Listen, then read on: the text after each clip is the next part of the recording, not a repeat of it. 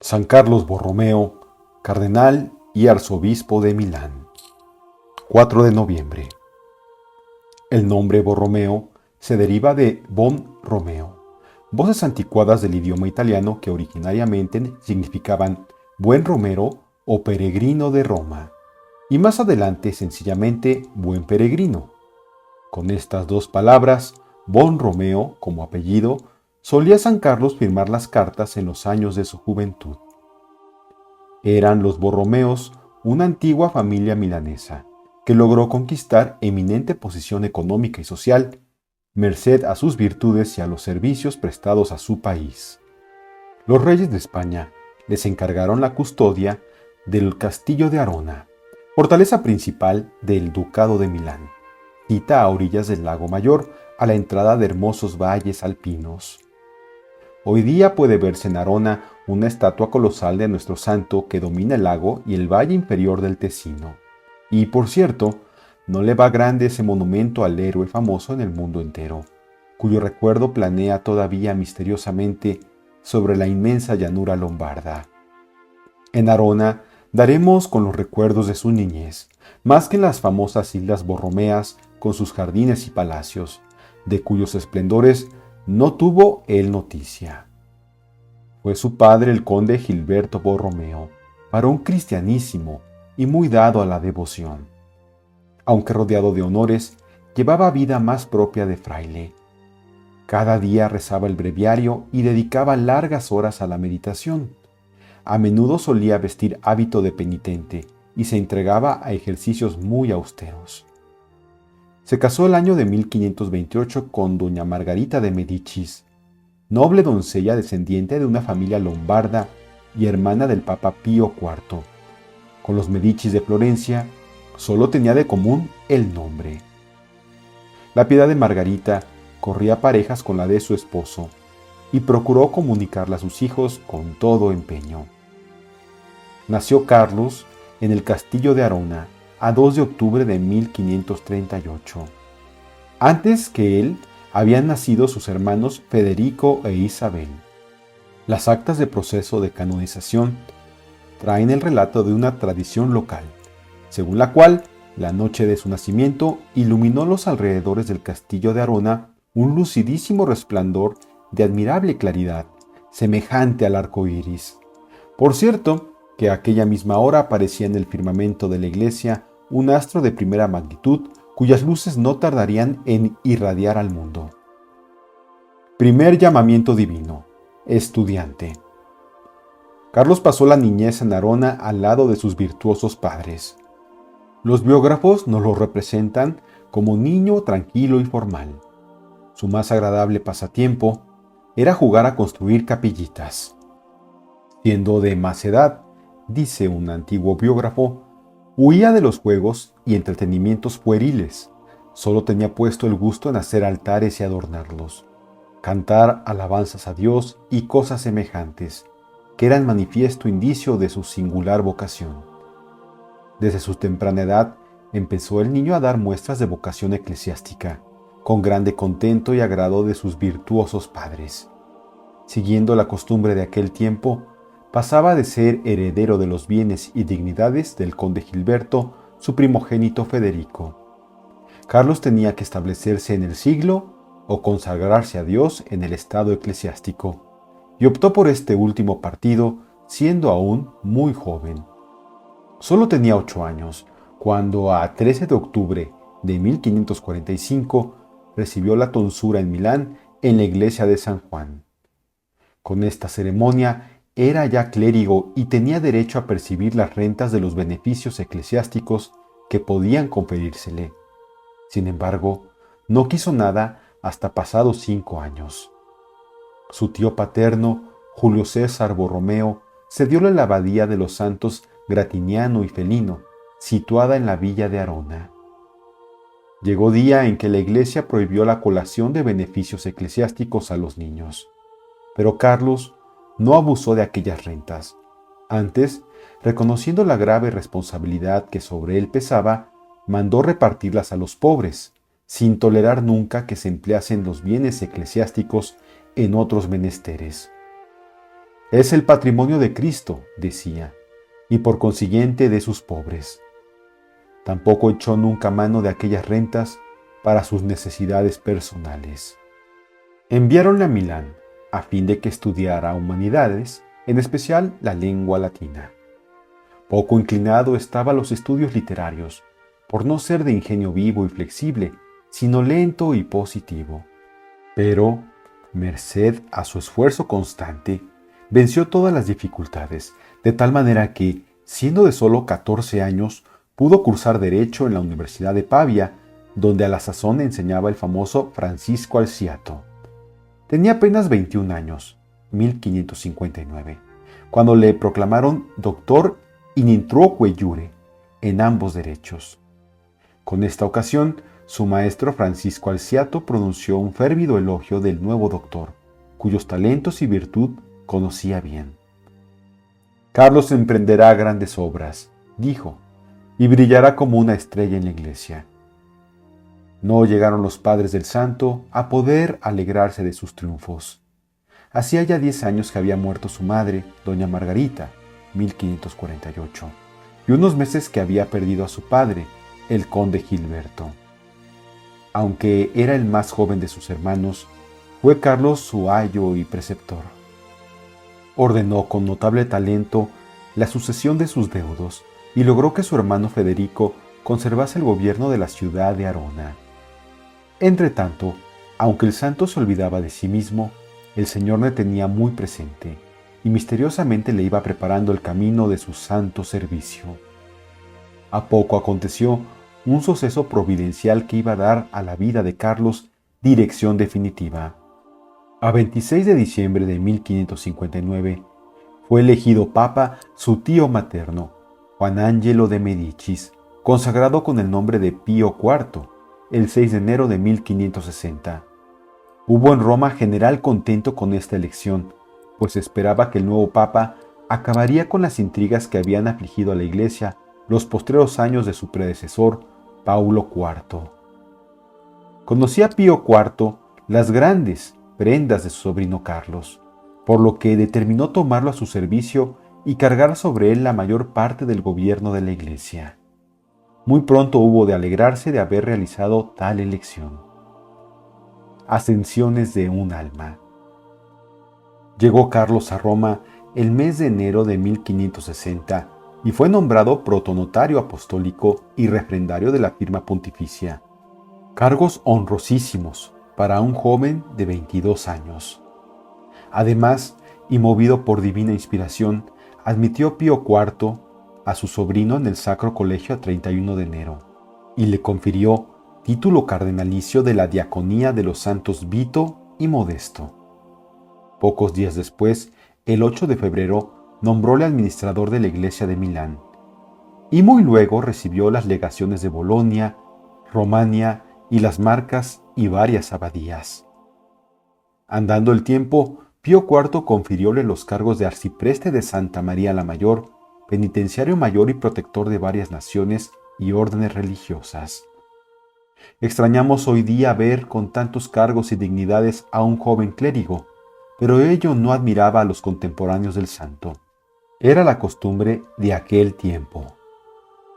Preciso es reconocer que, por lo que se refiere a Carlos Borromeo, el nepotismo de Pío IV fue provechosísimo a la Iglesia.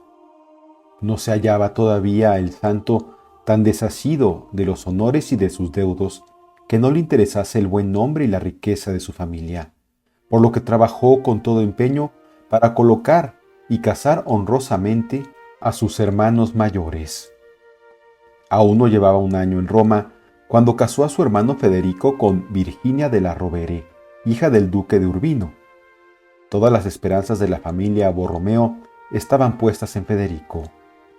Aquel afortunado matrimonio y el cargo de general de la Santa Iglesia que para él logró su hermano Carlos parecían señalar los principios de una carrera brillantísima.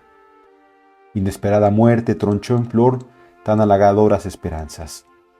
El joven cardenal quedó profundamente afligido, pero aquel dolor fue la luz de la gracia que alumbró su alma. Este suceso, más que otro cualquiera, dice el santo, me mostró al vivo nuestra miseria y la verdadera dicha de la eterna bienaventuranza.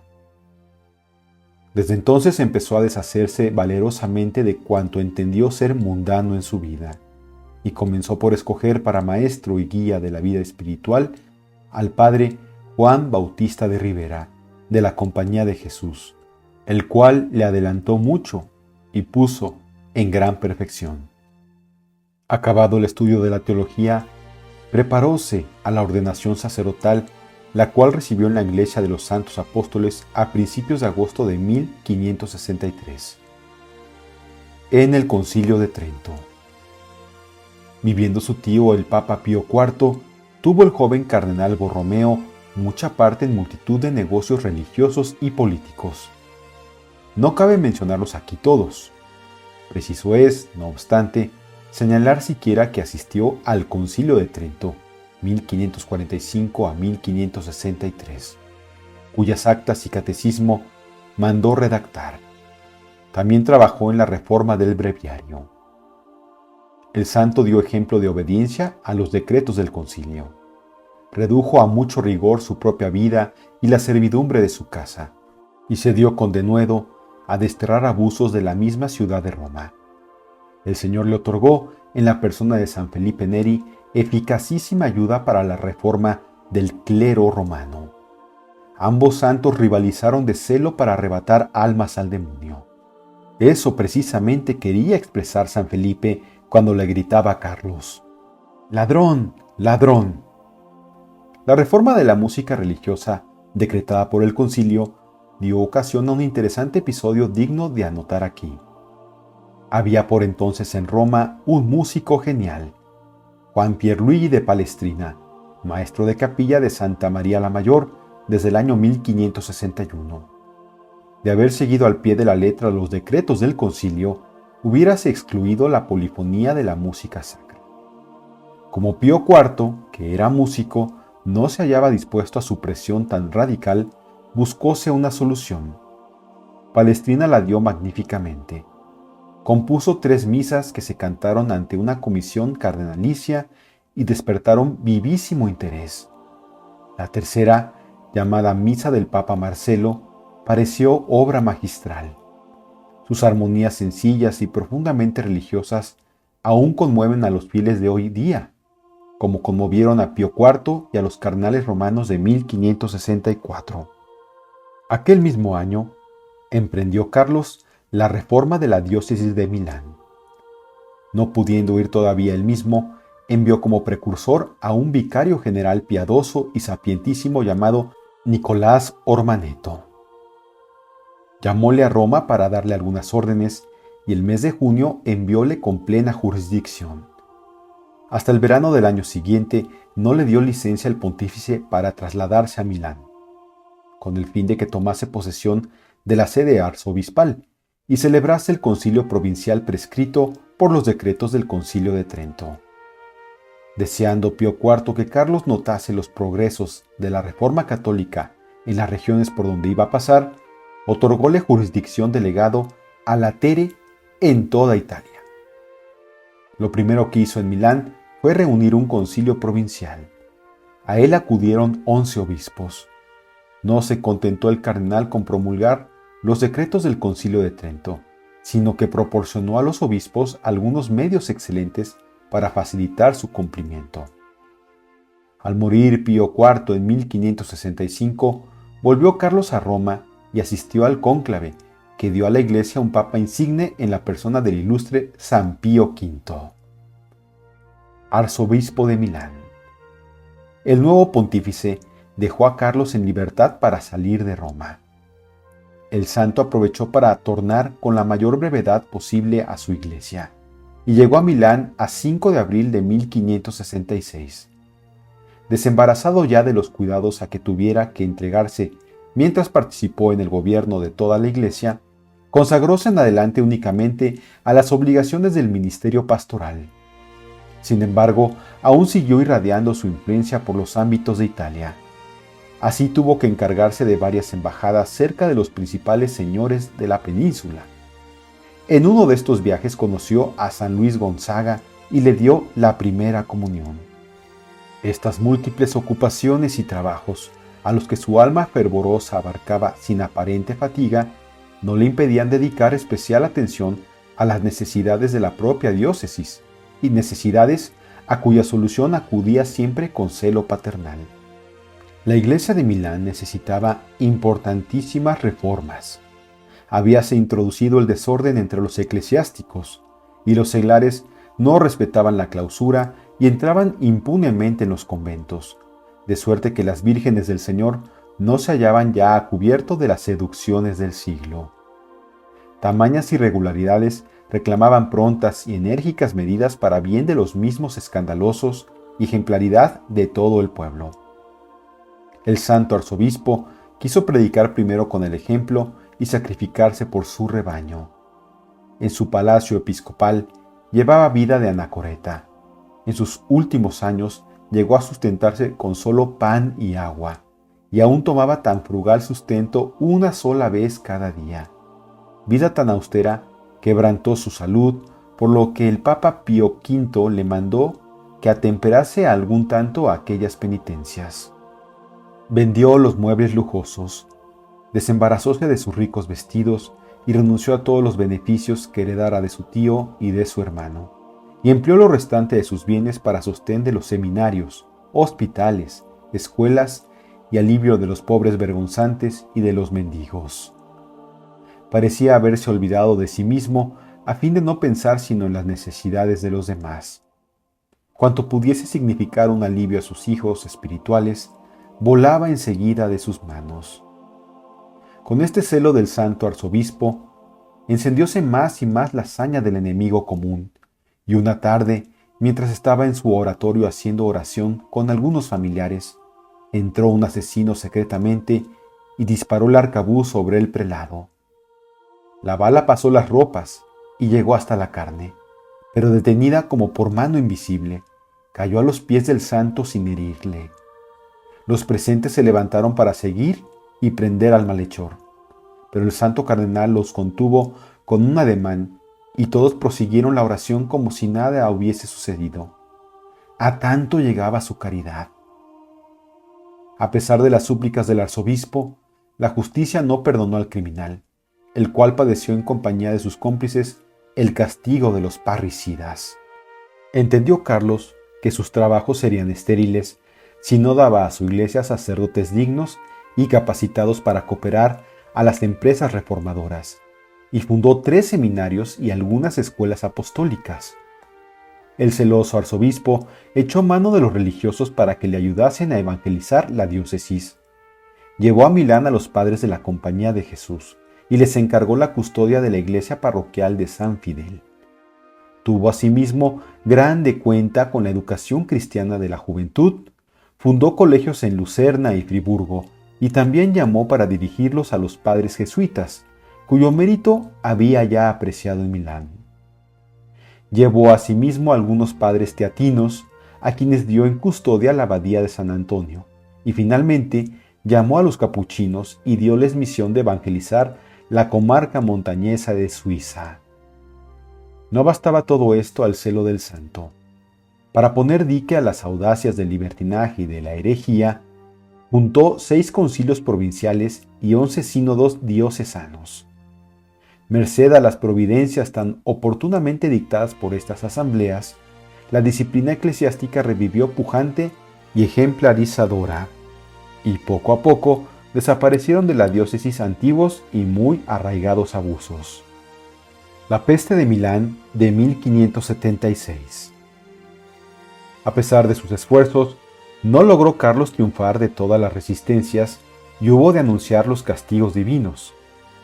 Celebrábanse en la ciudad licenciosos festejos contra los cuales protestó en balde el virtuoso prelado, pero aún no estaban acabados cuando se declaró la peste en 2 barrios de la ciudad.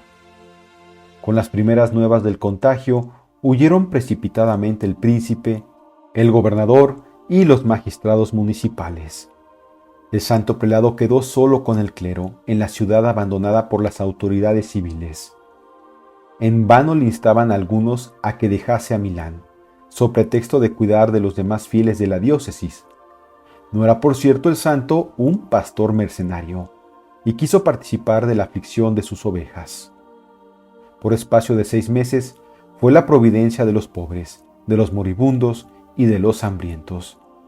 Vendió sus alhajas, vajilla y demás enseres de plata para aliviar las necesidades de los desgraciados, cuyo número aumentaba día tras día, y, como eso no bastase, dio a los apestados todos los muebles de su palacio, sus propios vestidos y hasta su cama. A menudo se le veía andar entre montones de cadáveres para llevar a los moribundos los últimos sacramentos. Visitó en persona todas las casas y hospitales de la ciudad, sin que hubiese necesidad que no socorriese. Calcúlanse en 70,000 las personas que libró de la muerte con sus limosnas. Al mismo tiempo acudió a la oración pública, mandando que se hiciesen procesiones en la ciudad a fin de conjurar aquel azote. Él mismo asistía a las ceremonias expiatorias, caminando descalzo con una gruesa soga al cuello y llevando en las manos un crucifijo de gran peso. Con esto se ofrecía a Dios en sacrificio, y no cesaba de clamar por calles y plazas: «Misericordia, Señor, misericordia». Por fin oyó el cielo las súplicas de Carlos y cesó la peste a un mismo tiempo en toda la diócesis. Muerte y canonización. Cada año hacía el santo prelado un retiro espiritual seguido de confesión general. Por el otoño de 1584 fue a cumplir los ejercicios al Sacro Monte de Varalo, donde había un santuario edificado en honra de Jesús paciente, y salió de ellos extraordinariamente enfervorizado, absorto en Dios y en las cosas eternas, y con el presentimiento de su próxima muerte. A fines de octubre tuvo unas calenturas que le forzaron a volverse a Milán. Antes quiso llevar a efecto una fundación que le interesaba muchísimo, y pasó dentro de una barca, acostado en un colchón, a la villa de Ascona, próxima a Locarno, donde presidió la inauguración de un seminario que mandara edificar para los clérigos de aquella región. Fue su postrera empresa. Como el mal siguiera aumentando, mandó le llevasen a Milán, donde esperaba celebrar su última misa de pontifical el día de Todos los Santos. Pero tuvo que detenerse en el camino y no llegó a Milán hasta el 3 de noviembre, a las 2 de la madrugada. Hizo poner un altar en su aposento y un cuadro de la agonía del Señor en el huerto, sobre su cama. El día 4 recibió el viático y la extrema unción, y mandó luego que le cubriesen de cilicio y ceniza, para con esas armas dar el último combate al enemigo común. Conocido su estado por los fieles, llenaron esto las iglesias para implorar la curación del amado pastor, y acudieron luego a las puertas del palacio episcopal. A las 3 de la tarde anunciaban las campanas su muerte. Fue beatificado 20 años más tarde y canonizado por Paulo V el día de Todos los Santos del año 1610. Guárdanse y se veneran las sagradas reliquias en la Catedral de Milán.